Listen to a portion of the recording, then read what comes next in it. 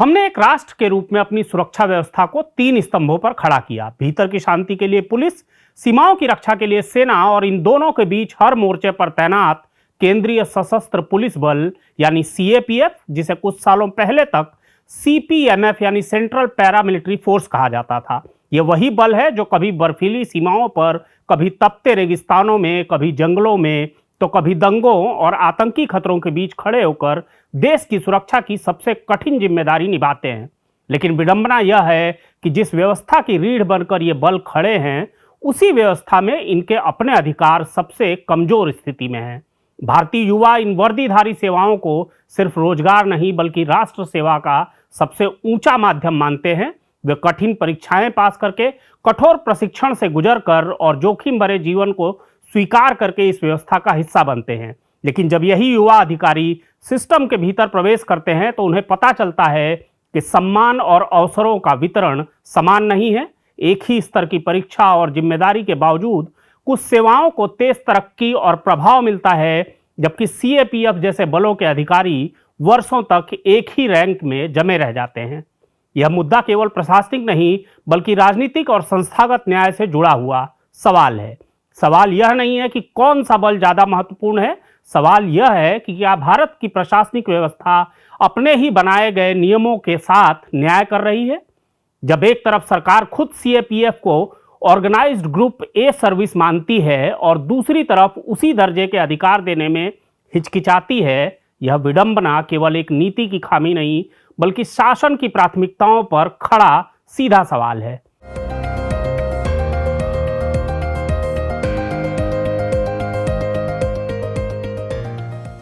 नमस्कार, जरूरी बात में आपका स्वागत है। आप देख रहे हैं सेंट्रल गोंडवाना खबर और मैं हूं राघवेंद्र। आज की चर्चा की शुरुआत प्रधानमंत्री के एक वीडियो से करते हैं।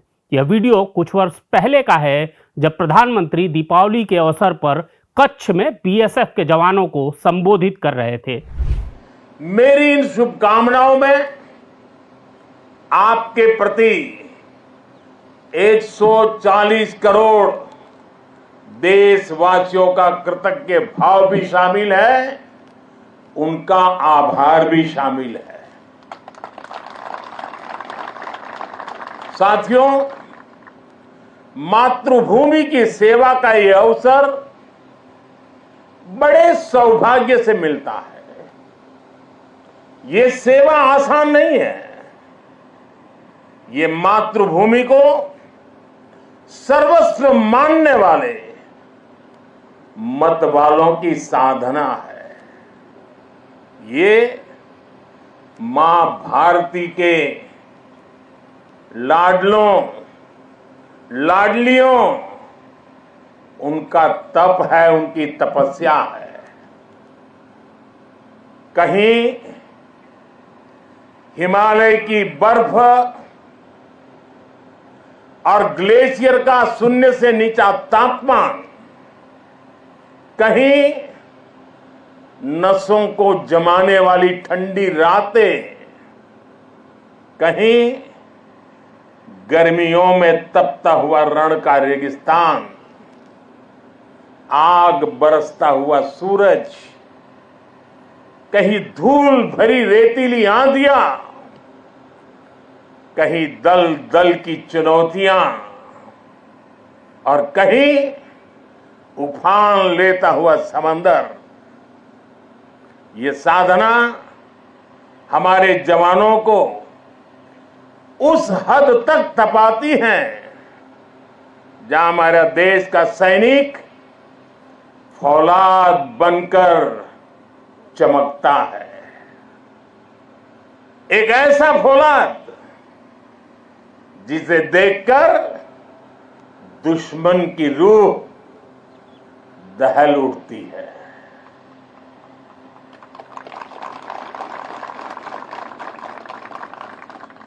दुश्मन भी आपको देखकर सोचता है कि जो ऐसे क्रूरतम प्रहारों से विचलित नहीं हुआ, उसे भला कौन हरा पाएगा। आपकी यह अटल इच्छा शक्ति, आपका यह अथाह शौर्य, पराक्रम की पराकाष्ठा देश जब आपको देखता है तो उसे सुरक्षा और शांति की गारंटी दिखाई देती है। दुनिया जब आपको देखती है तो उसे भारत की ताकत दिखाई देती है, और दुश्मन जब आपको देखता है तो उसे बुरे मंसूबों का अंत दिखाई देता है। आप जब जोश में दहाड़ते हैं तो आतंक के आका कांप जाते हैं। यह है मेरी सेना का, मेरे सुरक्षा बलों का पराक्रम। मुझे गर्व है हमारे जवानों ने हर मुश्किल से मुश्किल मौके पर अपने इस सामर्थ्य को सिद्ध किया है। लेकिन इन प्रभावशाली शब्दों और कृतज्ञता के बावजूद देश में केंद्रीय सशस्त्र पुलिस बल यानी सीएपीएफ के जवान और अधिकारी अपने वैध अधिकारों के लिए दर दर की ठोकरें खाने को मजबूर हैं। अब इस पूरे मामले को थोड़ा विस्तार से समझते हैं। हम जानते हैं कि देश के प्रशासनिक ढांचे को संचालित करने के लिए IAS, IPS, IRS, IFS, IAS, IRMS, IDs और आईआईएस जैसे विभिन्न कैडर नियुक्त किए जाते हैं। इन सभी सेवाओं को ओगैस यानी ऑर्गेनाइज्ड ग्रुप ए सर्विसेज कहा जाता है।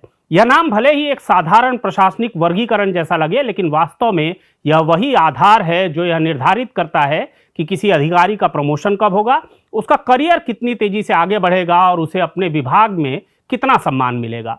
इंडियन रेवेन्यू सर्विस या विदेश सेवा जैसे विभागों में यह व्यवस्था लंबे समय से लागू है। वहां समय पर पदोन्नति मिलती है और सुविधाएं भी सुनिश्चित होती हैं। लेकिन सीएपीएफ के साथ स्थिति भिन्न है। यहां अधिकारियों को समय पर प्रमोशन नहीं मिल पाता और अधिकांश शीर्ष पदों पर आईपीएस अधिकारियों की नियुक्ति कर दी जाती है।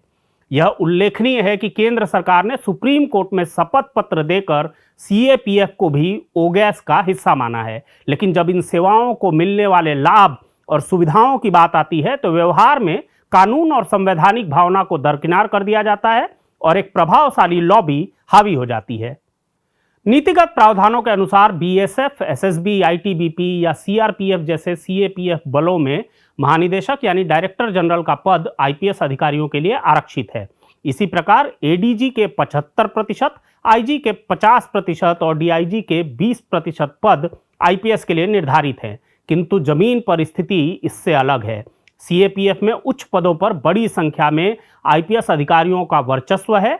लैटरल एंट्री यानी प्रतिनियुक्ति के कारण सीएपीएफ कैडर के अधिकारियों को, जो जमीनी स्तर से उठकर वर्षों सेवा करते हैं, समय पर पदोन्नति नहीं मिल पाती।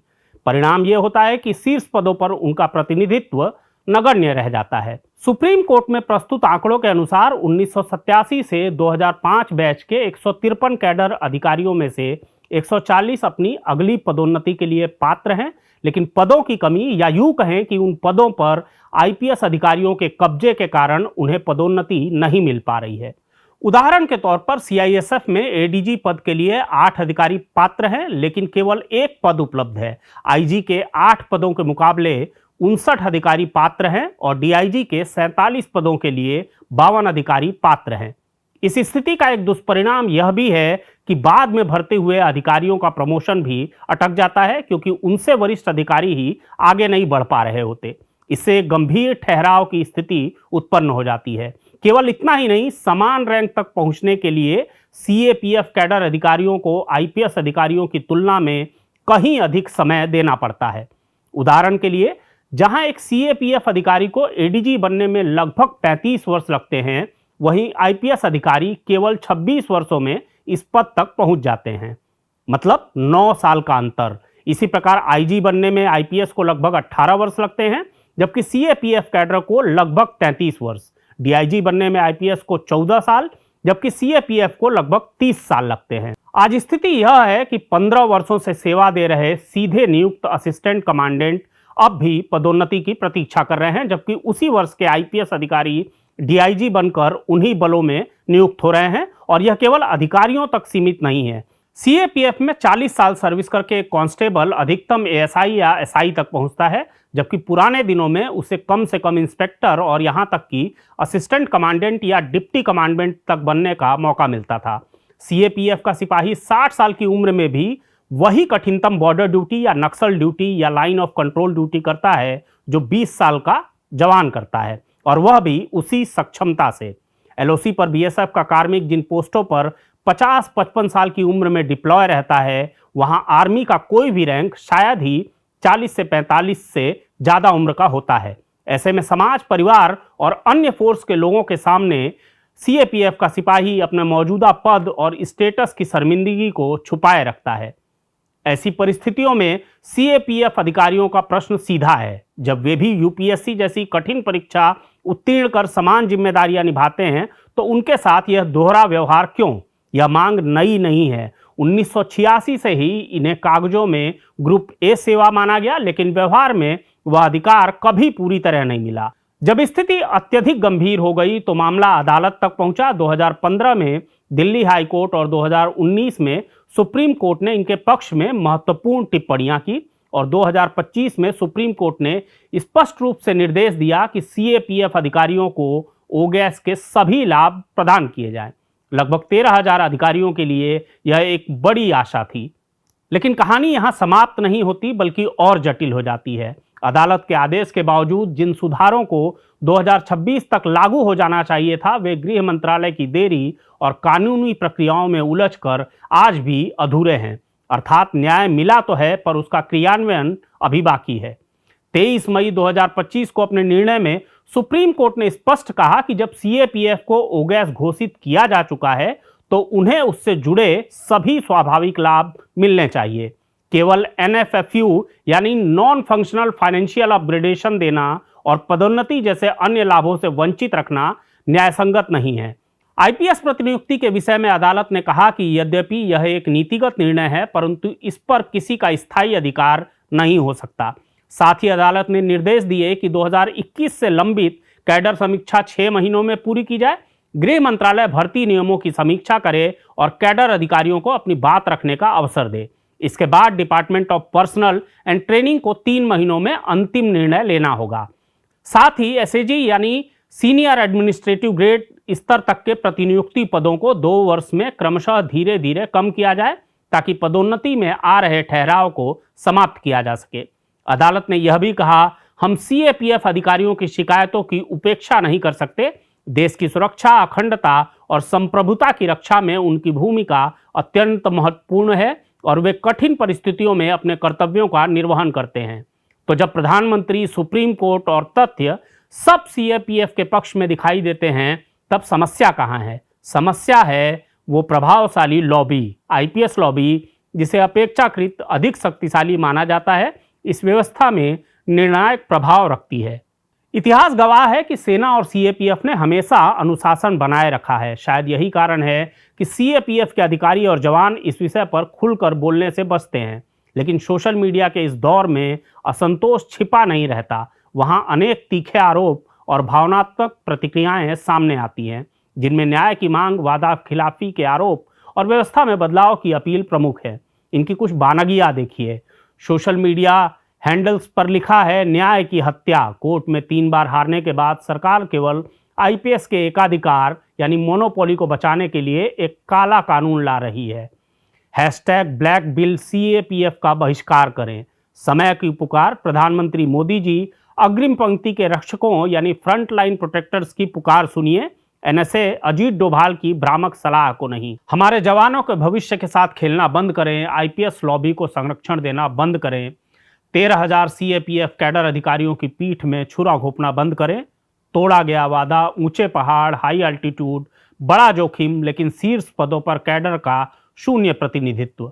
आईपीएस 3 साल की प्रतिनियुक्ति और सीएपीएफ सरहदों पर 35 साल की सेवा। बल का नेतृत्व किसे करना चाहिए? एक बाहरी मेहमान यानी विजिटर को, या एक अनुभवी योद्धा यानी वेटरन को? प्रतिनियुक्ति की इस संस्कृति को खत्म करें, विशेषज्ञों पर भरोसा करें। आईपीएस ने सीएपीएफ कैडर का रास्ता रोका, आधिपत्य जारी है। वह जवान सरहद को जानता है, उसका अधिकारी सरहद को जानता है, तो फिर बॉस किसी शहर के पुलिस स्टेशन से क्यों आता है? 2019 हम आपको ओगैस देते हैं, 2026 हम इसे वापस लेने के लिए कानून बनाएंगे। कैबिनेट का वादा, गृह मंत्रालय, एमएचए का विश्वासघात। इन सब के बीच कांग्रेस अध्यक्ष मल्लिकार्जुन खड़गे ने प्रधानमंत्री नरेंद्र मोदी को पत्र लिखकर सीएपीएफ के मामले में बिना देरी सुप्रीम कोर्ट के आदेश का पूर्ण पालन करने का अनुरोध किया है। उधर नेता प्रतिपक्ष राहुल गांधी ने भी झारखंड में एक लैंडमाइन ब्लास्ट में अपना एक पैर गंवा चुके बीएसएफ अधिकारी अजय मलिक से मुलाकात की और सीएपीएफ अधिकारियों की मांग का समर्थन किया।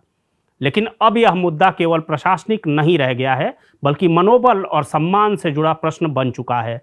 वास्तविक समस्या कौन बेहतर है कि नहीं, बल्कि सिस्टम कैसे डिजाइन किया गया है इसकी है। सीएपीएफ में भर्ती और पदोन्नति की योजना लंबे समय तक संतुलित ढंग से नहीं बनी। कहीं बड़े बैच आ गए तो कहीं वर्षों तक भर्ती नहीं हुई। इससे कैडर संरचना असंतुलित हो गई और प्रमोशन रुकने लगे। ऊपर से आईपीएस प्रतिनियुक्ति ने इस समस्या को और जटिल बना दिया। परिणाम यह हुआ कि एक अधिकारी 15 से 20 वर्षों तक एक ही रैंक में अटका रह सकता है, जबकि अन्य सेवाओं में यही प्रक्रिया आधे समय में पूरी हो जाती है। इसका प्रभाव केवल अधिकारियों तक सीमित नहीं रहता, नेतृत्व संरचना में असंतुलन, ऑपरेशन की गति, निर्णय प्रक्रिया और अंततः राष्ट्रीय सुरक्षा को भी प्रभावित करता है। यह वह बिंदु है जहां यह विवाद सेवा के नियमों से आगे बढ़कर राष्ट्रीय सुरक्षा के ढांचे से जुड़ जाता है। एक और महत्वपूर्ण पहलू यह है कि सीएपीएफ पारंपरिक अर्थों में कोई सशक्त वोट बैंक नहीं है। लाखों जवान और उनके परिवार होने के बावजूद उनकी आवाज राजनीतिक रूप से संगठित नहीं है। संभवतः यही कारण है कि यह मुद्दा लंबे समय तक प्राथमिकता में ही नहीं आया। लेकिन अब जब सुप्रीम कोर्ट का स्पष्ट निर्णय सामने है, तब भी यदि इसे लागू नहीं किया जाता तो यह चिंता का विषय है। बहुत संभव है कि जब आप यह रिपोर्ट देख रहे हो उसी समय सरकार सीएपीएफ के अधिकारियों और कर्मचारियों के अधिकारों को और सीमित कर देने वाला केंद्रीय सशस्त्र पुलिस बल सामान्य प्रशासन विधेयक 2026 तमाम विरोध और सुप्रीम कोर्ट के आदेश के बाद भी संसद में पेश कर रही हो। सरकार के लिए यह समझना आवश्यक है कि समाधान टकराव में नहीं, संतुलन में है। यह विवाद किसी व्यक्ति या संस्था के अहंकार का नहीं, बल्कि उस व्यवस्था की विश्वसनीयता की परीक्षा है जिस पर देश की सीमाओं की रक्षा और आंतरिक सुरक्षा निर्भर करती है। सीमा पर तैनात एक जवान के लिए यह बहस सैद्धांतिक नहीं है, यह उसके कैरियर, उसके सम्मान, उसके भविष्य का प्रश्न है। यदि व्यवस्था उसे यह विश्वास नहीं दिला पाती कि उसके साथ न्याय होगा, तो इसका प्रभाव केवल उस व्यक्ति तक सीमित नहीं रहता, बल्कि पूरी प्रणाली पर पड़ता है। सीएपीएफ बनाम भारत सरकार का यह विवाद एक बड़े प्रश्न की ओर संकेत करता है। क्या भारत की प्रशासनिक व्यवस्था अपने भीतर न्याय और संतुलन स्थापित कर पा रही है? यदि इसका उत्तर हाँ में देना है, तो अब समय बहस को टालने का नहीं, बल्कि निर्णयों को लागू करने का है। जरूरी बात में फिर किसी बात पर होगी बात। इस तरह की खबरों को देखने के लिए आप हमारे चैनल को लाइक, शेयर और सब्सक्राइब जरूर करें। हमेशा की तरह हमें अपनी खबरों पर आपके कमेंट्स का भी इंतजार रहता है। नमस्कार।